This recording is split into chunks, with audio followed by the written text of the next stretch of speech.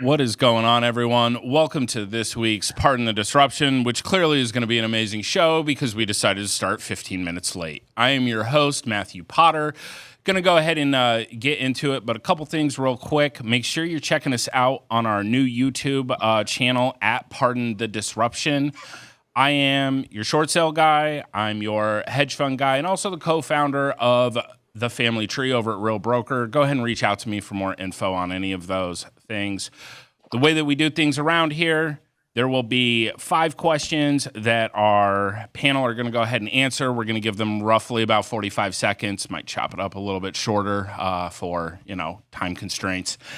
And then they're going to get 2 minutes to go ahead and not argue, but they will go ahead and work on validating their point. And then whoever is the winner will get a point. We're going to start off with introductions, starting off with last week's champion. We have RJ Bates. Yeah, RJ Bates out of Fort Worth, Texas, Titanium Investments. Really appreciate it starting on time since I have a flight to catch. So that's my intro. Absolutely. Just off that intro, it's going to be an amazing show. Looking at you, Potter. Next up, we have Steve Trang. Go ahead and introduce yourself, boss. Steve Trang, Real Estate Disruptors. I do everything in real estate except for property management. So if there's anything that could be done wrong, I've done it. So if you need any help or consultation, I can definitely tell you how not to do things. Absolutely. Way to be an example, Steve. We appreciate it. All right. Next up, Leon. Don't forget the G Barnes. Go ahead and introduce yourself. Well, first of all, do not adjust your screens. I am a late intro here for Eric Brewer, who was delayed on a flight, just like RJ is going to be here real soon. So, Leon G. Barnes, with the collective genius. I am 5th in rotation, but 1st in PTW hearts. Wow. That was probably one of the greatest intros, Leon. We appreciate it. Last, certainly not least, coming back to us this week, we have Chris CJ Jefferson. Go ahead and introduce yourself. Chris Jefferson, Richmond, VA, the U, Charge Up University. Excited to be back. Looking forward to it. Great to see all these familiar faces. Let's pod. All right, let's pod. Awesome. All right. We're going to go ahead and jump into question number 1. What traits does an entrepreneur need to handle the ups and downs of entrepreneurship? Start us off, RJ. Yeah, I think you need to have a similar mindset to like a NFL quarterback. You need to have a short memory on the bad plays and also not get too high on the victories. It's a constant ongoing battle where every decision that you make has a huge impact on the future for your business. And just like, that's good, Potter. Bro, I don't know. That's a really good answer. This is probably the best answer ever given in PTD history, and you just ruined it. Jeez. Well, I'm getting the point for this one for sure. But short-term memory. I think, don't get too high, don't get too low on either the failures or the victories. All right. Sorry about the board having a mind of its own over here. That really was not actually intentional for once. All right, Steve, what about you? Ups and downs. I think it's grit. I think that's the single most important thing, right? The resiliency, the ability to keep going when things aren't going your way. We see a lot of people leave the industry, and you hear that the story, right? Like inches from diamonds or 3 feet from diamonds, right? It's like people might quit too early.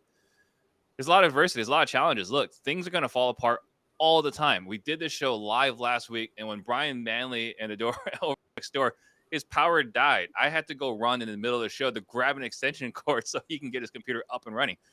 Things go south all the time, and if you don't have the resiliency and the grit to go through it, you're not going to last. Definitely. Grit, very important. All right, Leon, what about you? I like that we started off with this question because it made me think of all the people that I know are very successful. And I started writing down, their traits, vision and consistency and problem solving and really patient. But when I boiled it down to the people that I know that are the most successful, the trait that stood out was just absolute laser focus. They set a goal, they reached that goal, they set a new goal, and continue to be laser focused. As an entrepreneur, just as being a W-2, successful W-2, you're going to have ups and downs in your business and in your life. But if you're laser focused on the end goal, I think for me, when I think about my friends that are the most successful, they've just been laser focused on the end goal. Perfect. We appreciate that, Leon. All right, next up, Chris, what about you? Yeah, I think you just got to have the ability to absorb failure. I think being in entrepreneurship is rooted in failure. Trying anything to be great at it is rooted in failure. Let's face it, we're all living in this social media climate, this social media era where, people post all day, every day, but, they're posting highlights. And so we have people that get into the business and all they see is the highlights and they think that their business or entrepreneurship journey is going to be just a full-blown highlight reel. But there's losses in there. There's injuries in there. There's morale issues in there. There's just failure all around entrepreneurship. And I think it's just having the ability to process and push through it at all times and continue to move forward. Yeah, so I'm really worried with Leon's answer because that means I'm screwed. Like I am not the epitome of laser focus. RJ's got the hedgehog concept, but yeah, it's laser focus. I'm screwed. My intro says I've done anything and everything in real estate except for property management. All right, I'm out. But I agree with all of our answers. I mean, I think mine, Steve, and CJ's was pretty similar there about how to overcome the failures. But to Leon's point, when you really look at the people that are most successful, they can sit there and tell you in one sentence, this is what I'm focused on doing right now. This is what I'm doing. It's not, I'm flipping 25 houses and I own 200 rentals and I'm wholesaling 75 houses a month. You don't really hear that from the highly successful people. They say, hey, I'm wholesaling 100 houses a year. And those are the ones that are living the life that I think a lot of people want to live. Yeah, they have a clear identity. I'd like to follow up on what CJ said too, because you're right. All the answers are correct. When it comes to the failures that come with this business, does anyone, this is useful for our audience. Does anyone know anyone in this business that is super successful that never had failures? No, not at all. I mean, that's a pretty straightforward no from all of us, right? I mean, the most successful people that we know within our community, within the real estate investing community, some have failed more than others, but everyone has had losses. And if you're in the boat of never having failures or never having losses, then you're probably not setting your goals high enough. Yeah. We had go ahead, Steve. We were talking about certainty talks a moment ago with Paul Sparks, right? And like the person I brought up was Mike Watson. Like, has anyone had like a more catastrophic scenario and an even better comeback story, right? Like you have to have massive. I mean, he lost everything for all the wrong reasons. He just got screwed. Yeah, those that lost in 2008 that have come back and built their businesses even bigger. If you are someone that knows someone like that, or even if you don't, find someone like that to be a mentor. Because if you have not had losses, and CJ's talked about this, I think we all have, investors that got in this business, 2018 and beyond, until last April, they hadn't seen anything, any type of struggle. It's all been rainbows and unicorns in this industry for them. Surround yourself with people that have gone through some troubling times, because they will come eventually. Just in closing it, I think too, it's important to speak just on the macro failures too, right?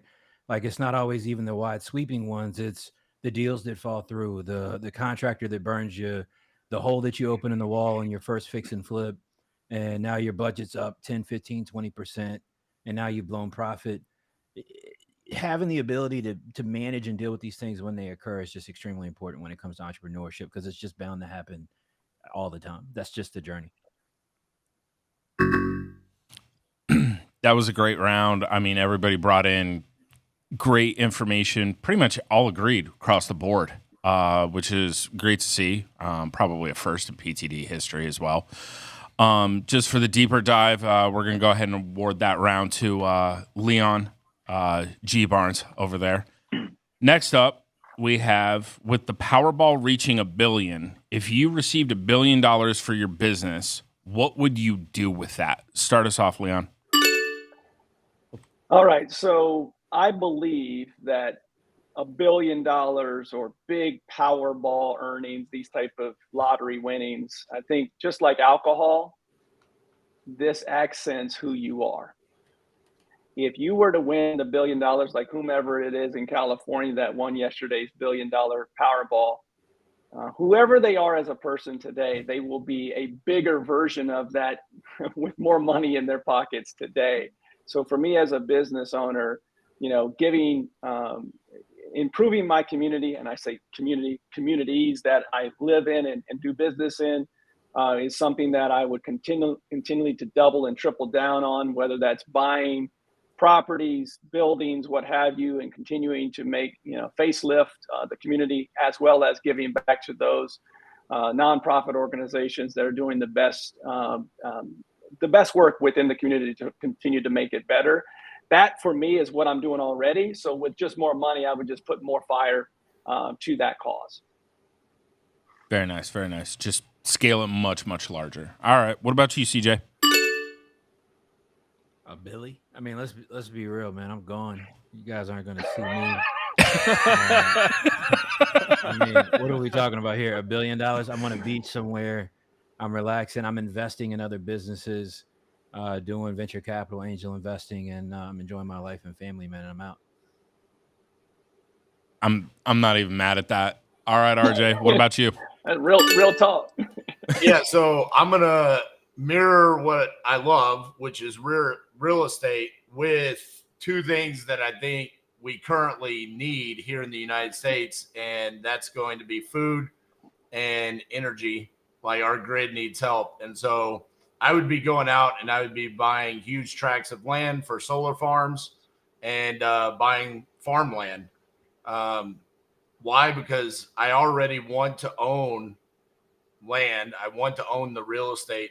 And I think at that point in time, you have a responsibility to, your country, to other people that don't have $1 billion, to do the right thing. And yeah, I'm probably going to be like CJ. I'm probably going to take some time also just to relax as well. Oh, I don't think CJ's just taking time, dude. He's literally going to be on his own island, bro. Like, he's out. Forget it. The cell phone service has left the building. Yeah, man. Charitable work and angel investment, venture capital. That's it.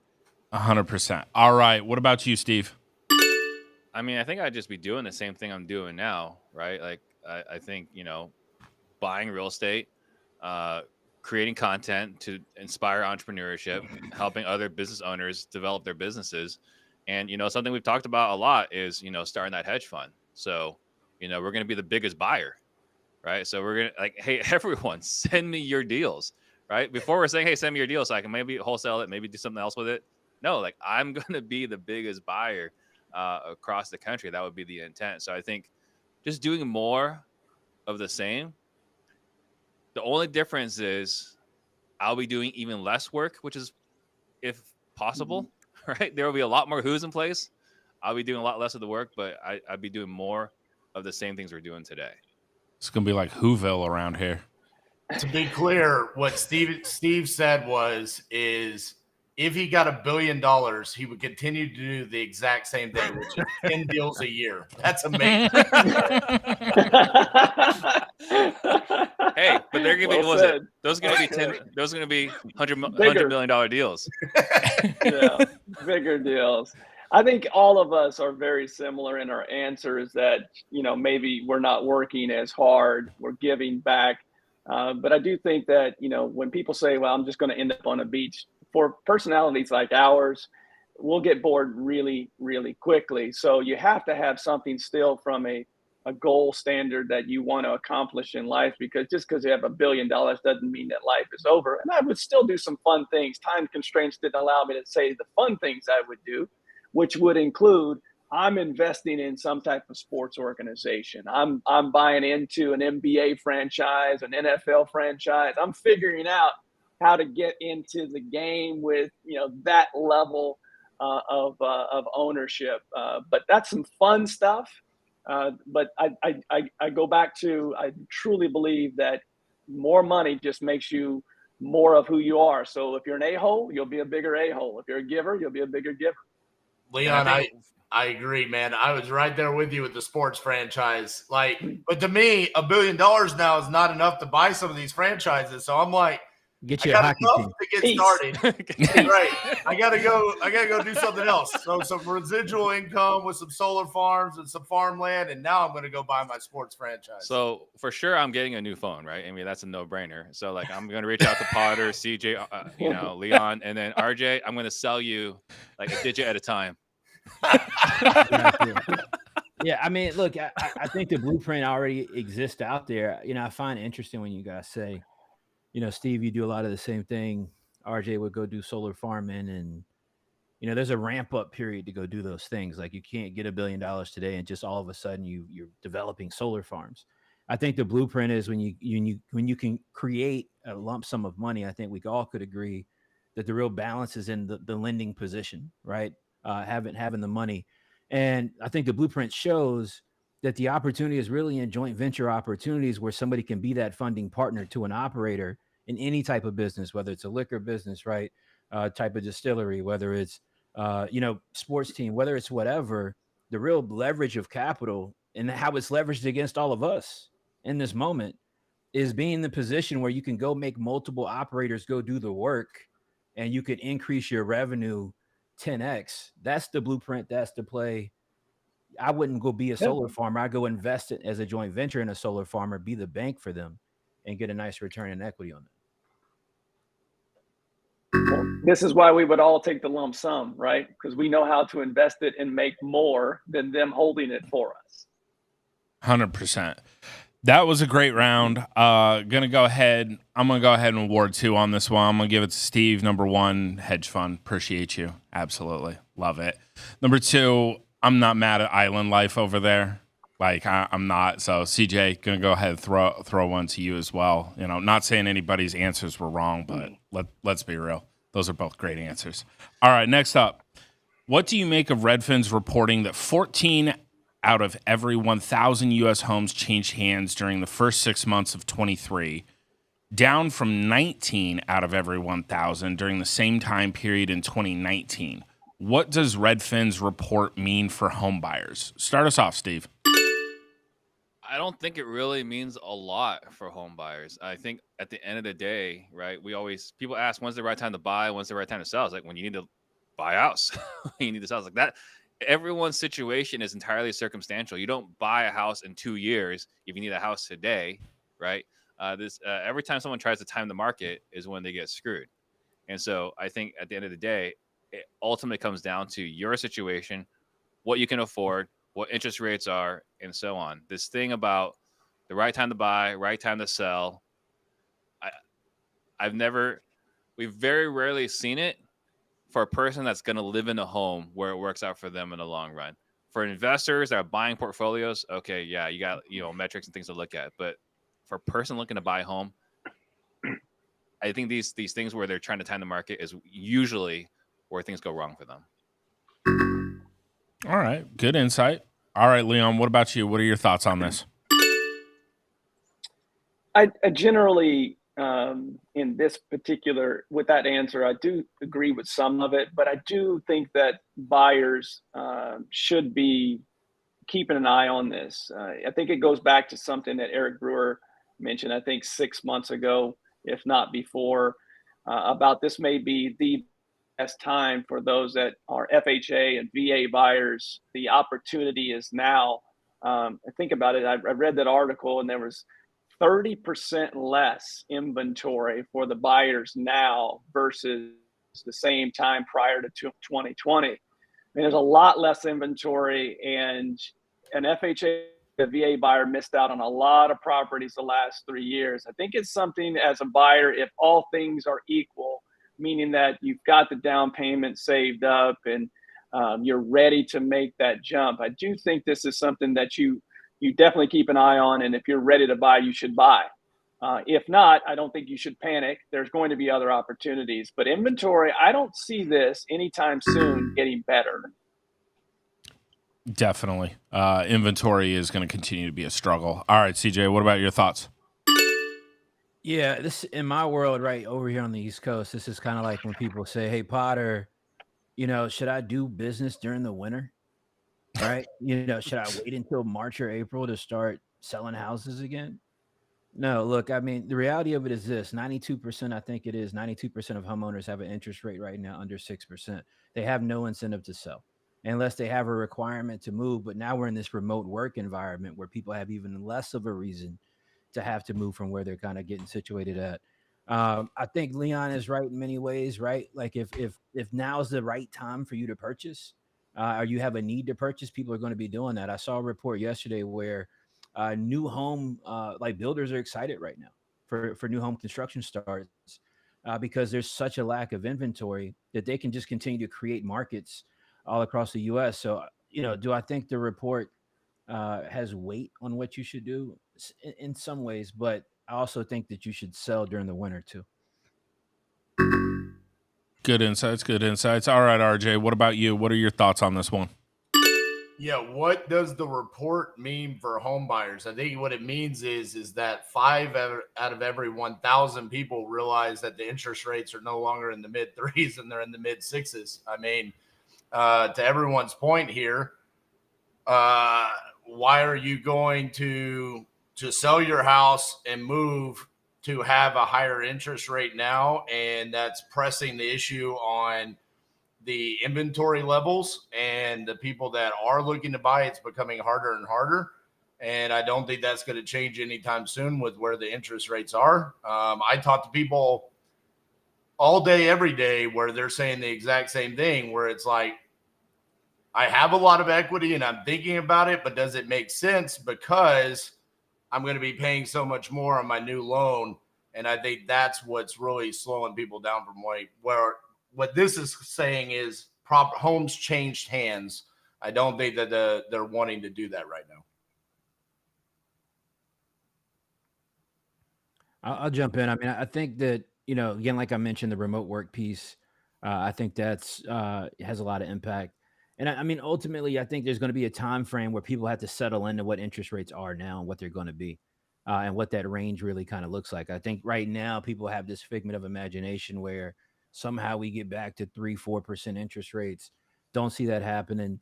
I think that that'll get a little bit more realistic, around the time the election campaigns start to ramp up for 24, the economy, things like this start to become a real serious talk point. But this is the new climate. This is the new world, and you got to figure out how to do business or live in it, depending on what hat you got on.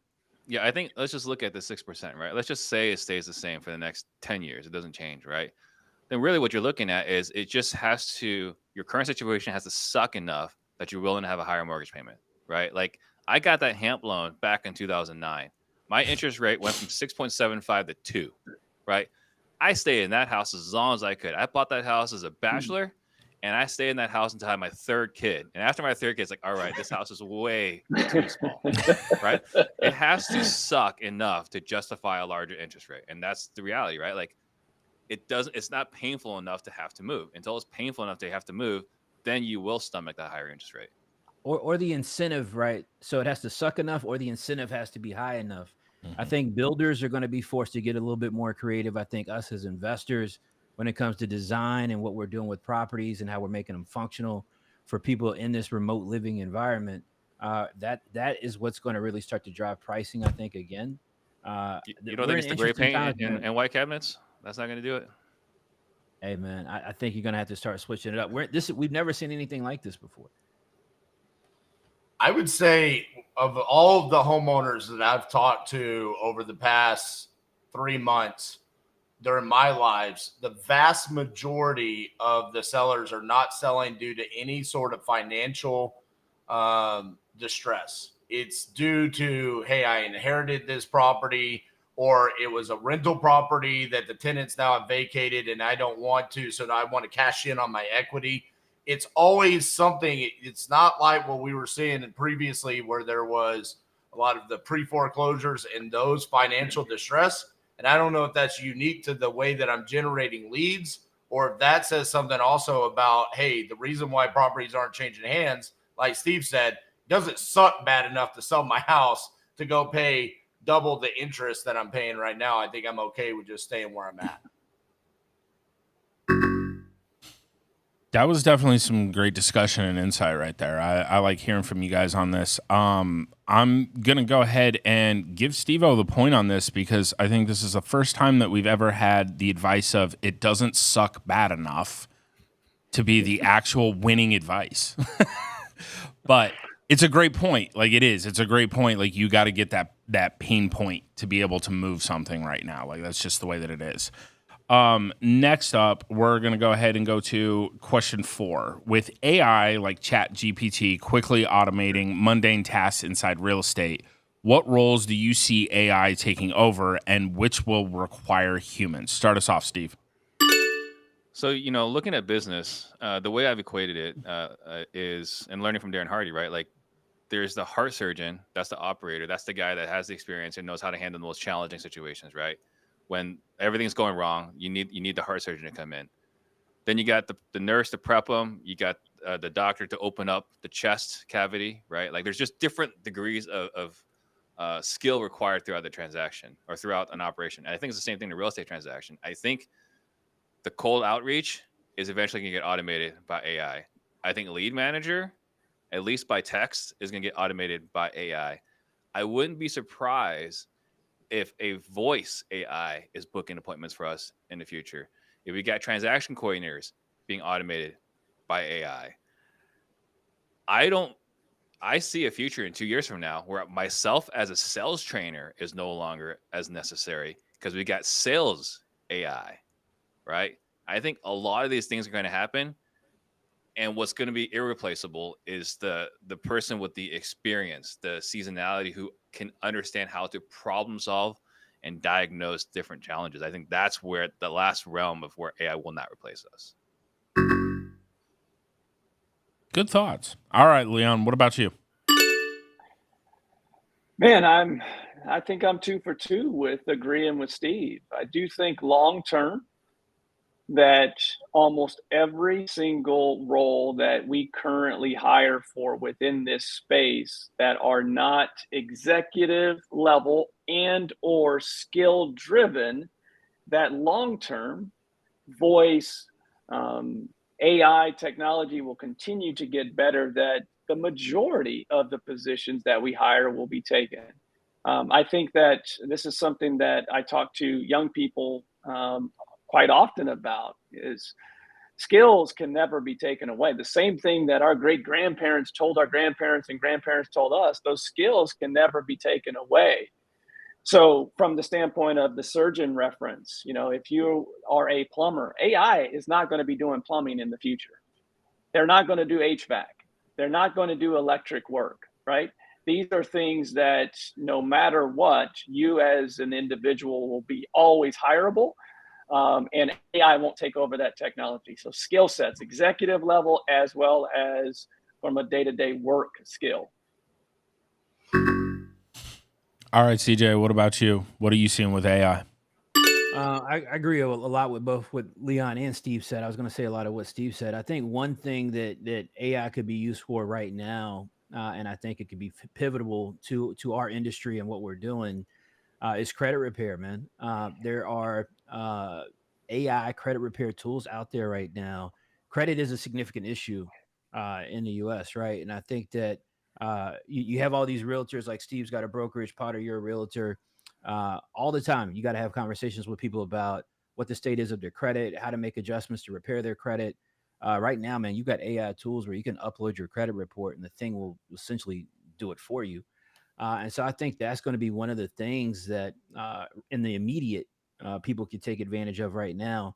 A lot of things, like Steve said, are also kind of already happening. When it comes to managing text conversations, there's bots that do that for you right now, right? That can communicate right now with sellers, have full-blown conversations, manage those conversations, and escalate it to a phone call. We're looking at deploying that in our internet business as well.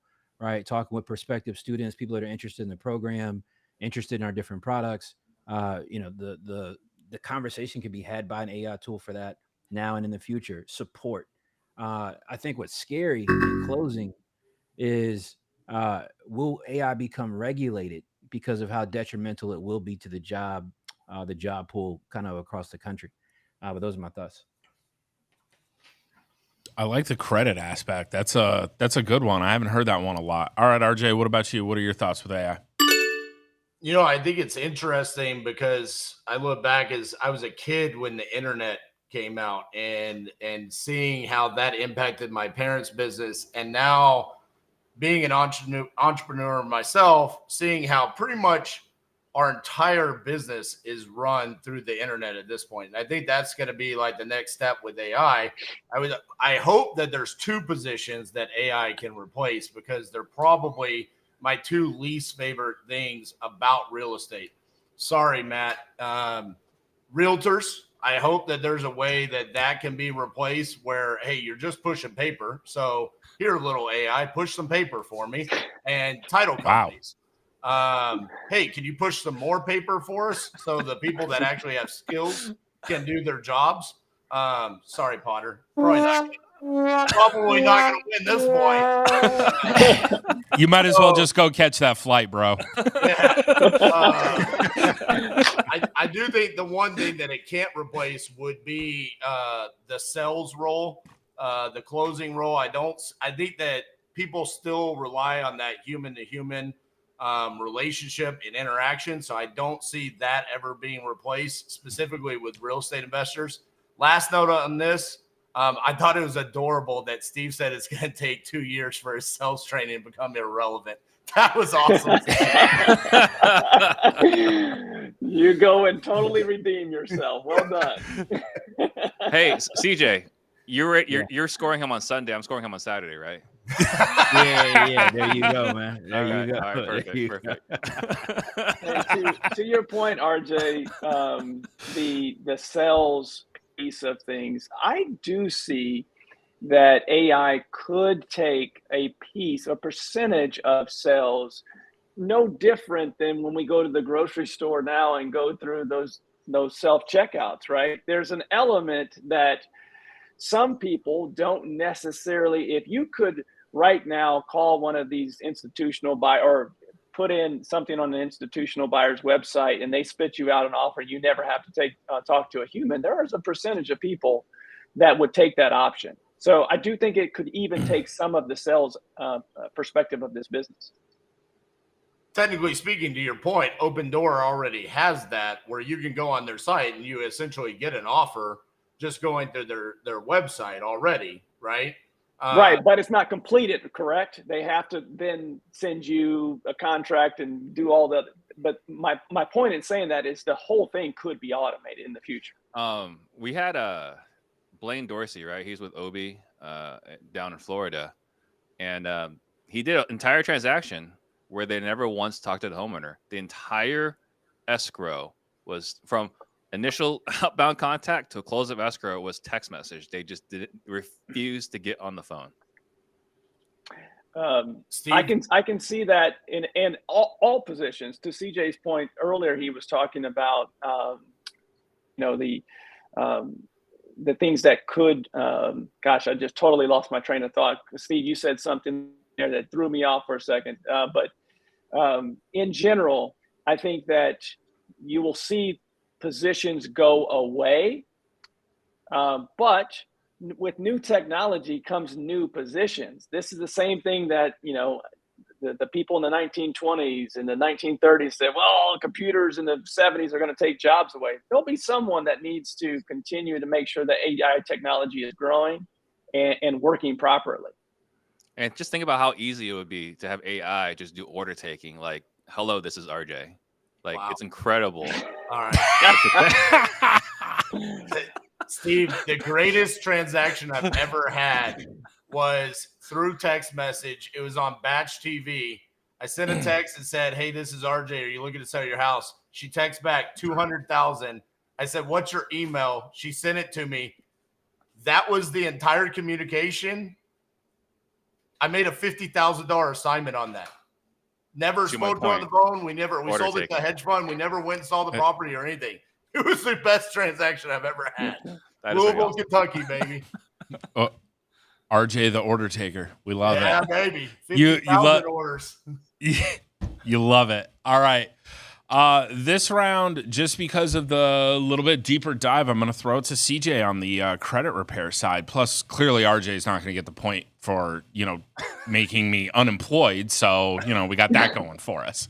I'm going to be on an unrelated note. I'm going to be on Titanium's team. I'm going to be the number one salesman by next week.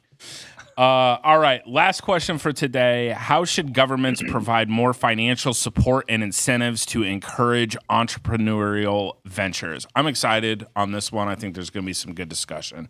Start us off, CJ. Yeah, I think this is actually a great question. So the data shows that Black women as entrepreneurs are the fastest growing demographic of entrepreneurship. Unfortunately, though, they're the most limited when it comes to capital to be able to put into any type of entrepreneurship journey that they're on, right? Or any product service that they're trying to create. So I think we're in this environment right now where lending requirements have been tightened. SBA isn't funding businesses, unfortunately, as easily at the moment. So I think there should be some accountability with big institutions from the government to create opportunities for people to have access to capital that generally have been marginalized and haven't been able to get it. Solid. All right, RJ, what about you? What are your thoughts? Yeah, I mean, for me, it says government provide. It's like, that's like so anti-me. It's just like go away and stay out of the way, personally. If you want to offer some sort of incentive, it needs to be on the tax side of things. Like relieve us of the money that we earn and that you're taking. Give us some sort of incentives on that. And right now, with the administration we have, it's all about more taxes and making it more difficult for us. So for me, it's just about, hey, allow us to go out. If you're an entrepreneur, you're a visionary, you're a creator, you already have that in you. Allow those people to go out and thrive, and don't try to suppress them with taking the income that they're going out and generating for themselves and for their families. All right. A little bit different spin. Same result, a little bit different spin. All right, Steve, what about you?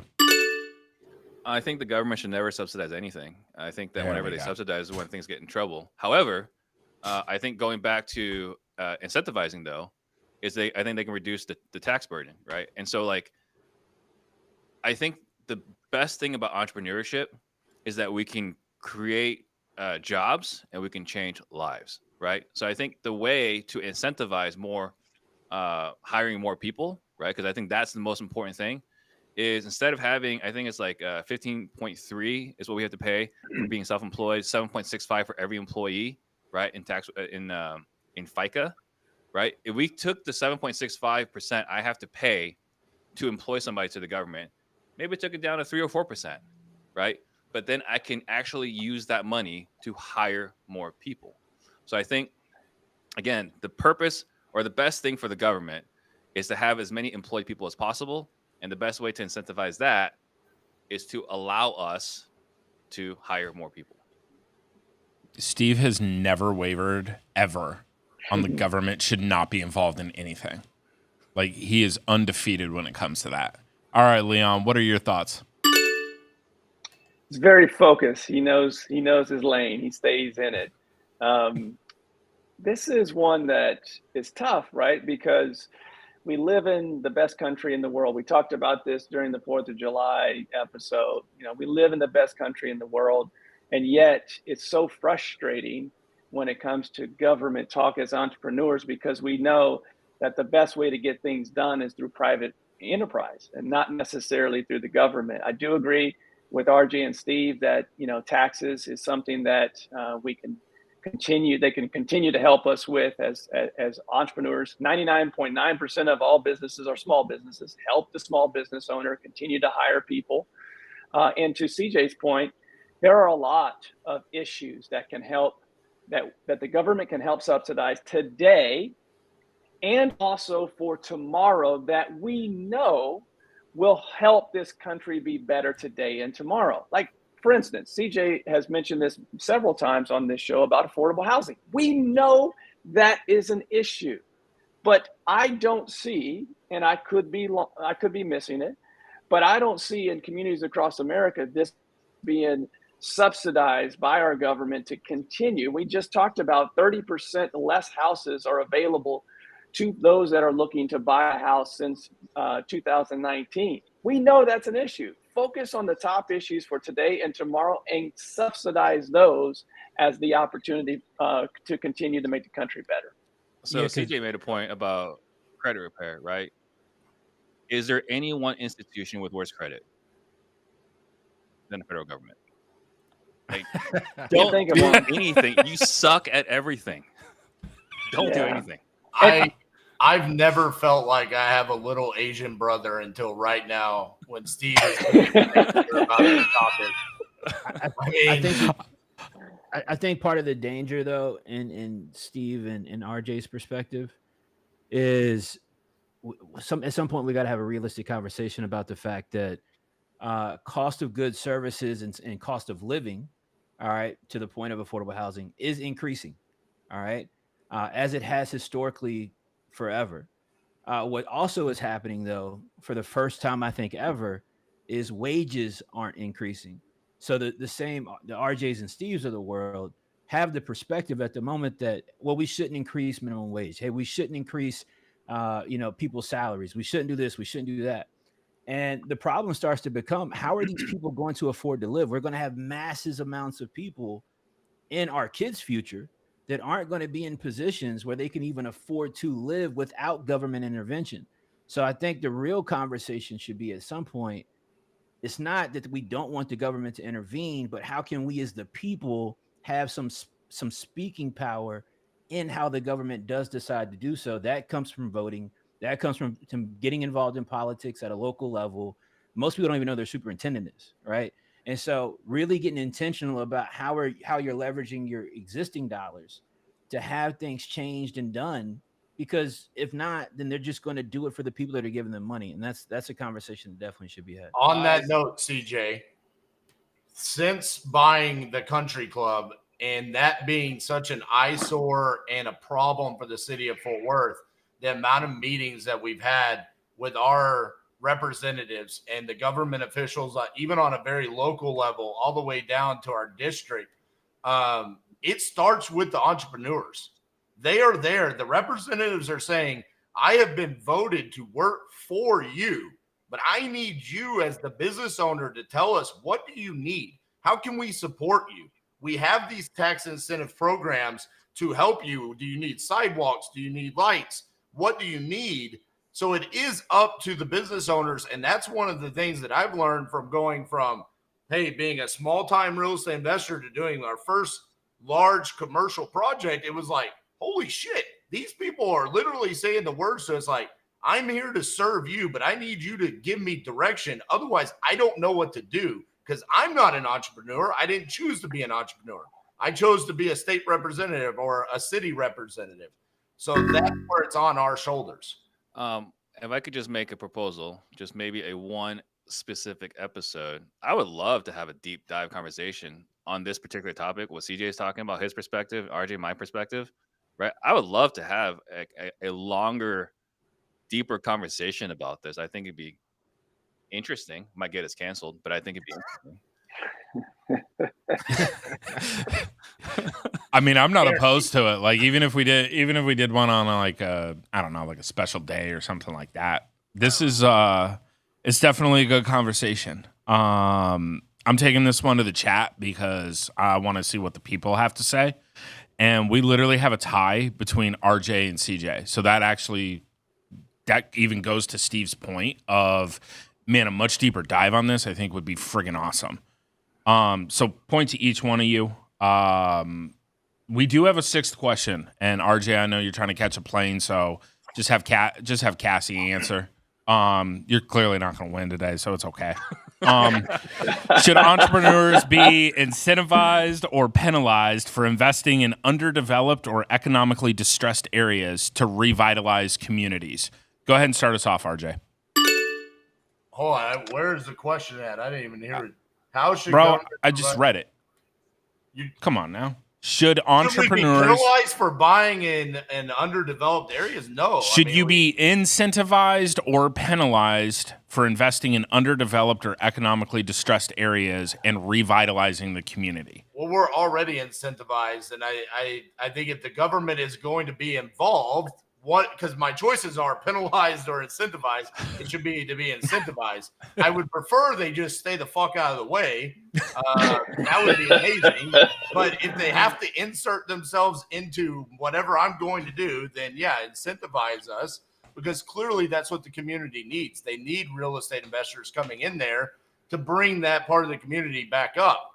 So yeah, this is incentivized all the way. All right. Team incentivize over here. What about you, Steve? I think we already see this, right? Is there are opportunity zones, right? Like in areas that are really, really bad, you can get almost all your taxes removed, right? Which, you know, to the last point, we didn't say this earlier, but I also hate corporate welfare, right? I don't think government should be giving money to anybody, right? But they have this already, opportunity zones, where if you can invest in an area that they've determined needs to be revitalized, you could take all the taxes that you had deferred and eliminate them, right? Like there's a lot of investors that have large looming tax bills that are investing in opportunity zones. So I don't think they should do either. But if, again, between the two, I would choose incentivize versus penalize. Steve is not for corporate punishment from the federal government. All right, Leon, what about you? I think this goes back to our last question, is if the government is going to be involved to understand the needs of the community, to understand the needs of the country. And this is an incentive for sure, all day incentivize opportunity zones, to what Steve just said. As soon as the question was asked, I said it does exist currently.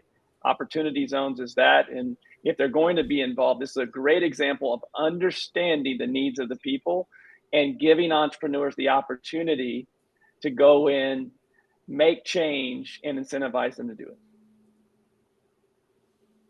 All right, so we got 3 for incentivize. What about you, CJ? What are your thoughts on this question?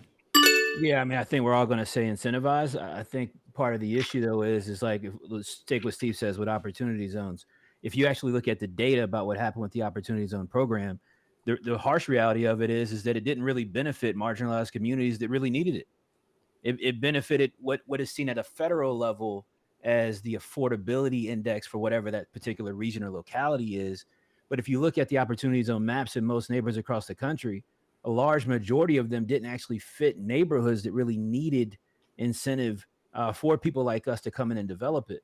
And if we're just going to be totally honest, myself included, as business owners, investors, developers, things of that nature, our goal is to make as much money as possible and find as much revenue as possible for our businesses.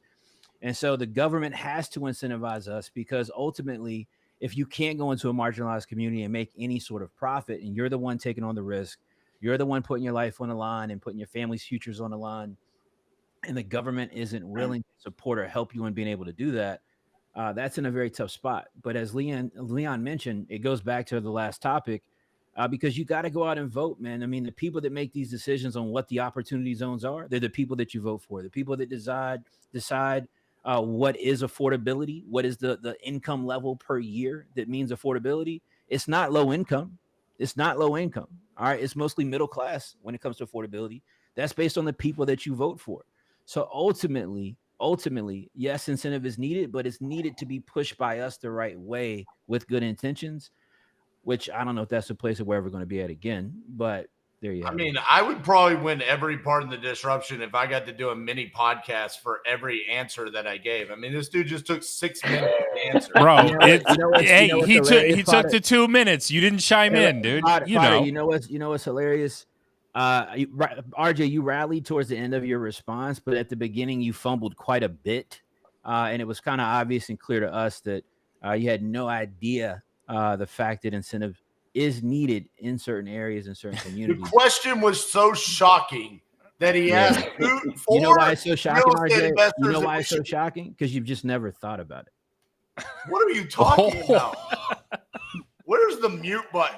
Bro, You I got can't your wait mute button. till we- Press it. You got a flight to catch, Potter. You know the vibes, man. Go ahead, Potter. Go ahead, Potter. You know what's up, Shut man. it Go down. ahead, Potter. Hey, when we do PTD in person, bro, I got to bet on if I physically assault you or Eric Brewer first, okay? Oh, wow.